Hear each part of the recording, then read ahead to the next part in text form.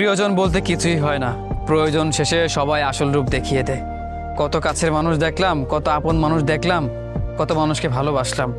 আসলে দিন শেষে কেউ প্রিয়জন হয় না, সবাই শুধু প্রয়োজনে প্রিয়জন বানায়। প্রয়োজনে সবাই কাছে আসে, প্রয়োজন শেষ হয়ে গেলে ছুঁড়ে ফেলে দেয়। আসলেই প্রত্যেকটা মানুষ প্রয়োজনে সীমাবদ্ধ থাকে।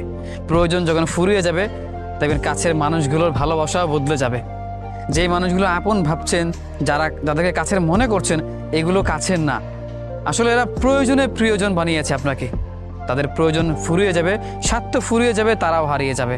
তখন দেখবেন আপনার পাশে শুধু আপনিই আছেন, কিংবা আপনার ছায়াটা থাকবে।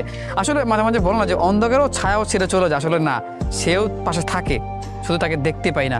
দিন শেষে যদি আপন বলতে কেউ থাকে, সেটা আপনি, আপনার ছায়া, আর কিচ্ছু না। কোনো আপন মানুষ হয় না, কোনো প্রিয়জন হয় না, সবাই প্রয়োজনে প্রিয়জন থাকে।